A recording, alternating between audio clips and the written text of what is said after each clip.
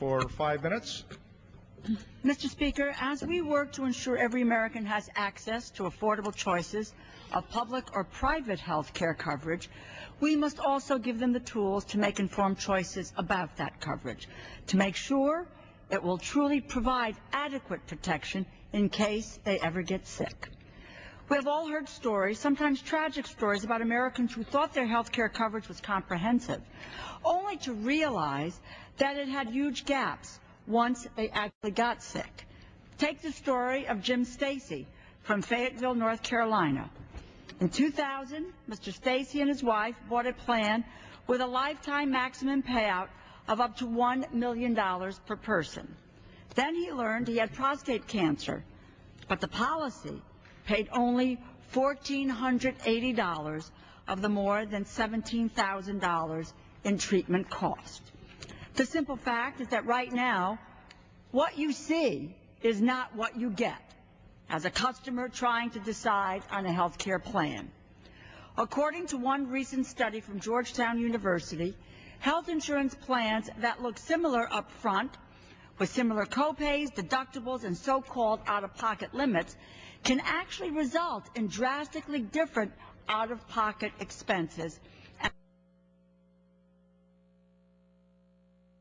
Buried in legalese or simply left out altogether, the consumer cannot tell the difference before it is too late.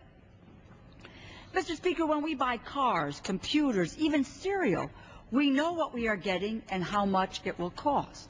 And yet, when it comes to purchasing health care coverage today, families are too often kept in the dark about what kind of care their plan covers or what out-of-pocket costs they may face in the case of a serious illness. Health insurance is one of the most expensive products Americans buy.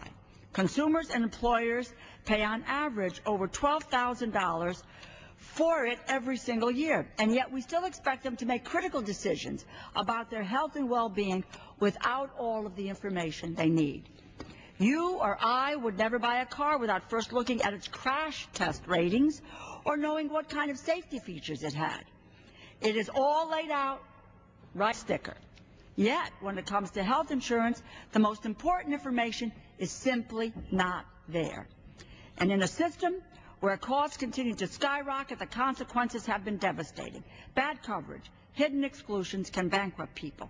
61% of working-age adults who had problems paying medical bills or were paying off medical debt in 2007 actually had health insurance at the time the care was provided.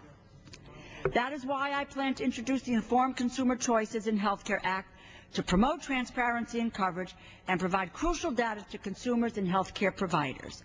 The American Cancer Society, Cancer Action Network, American Heart Association, Families USA, the Campaign for America's Future endorsed this legislation to promote consistent information standards, provide long overdue data and resources for consumers, and create a new Office of Health Insurance Oversight within the Department of Health and Human Services to administer accountability and transparency initiatives in coordination with state insurance regulators. It is a simple idea that better information makes better consumers, and in the end, healthier families as well.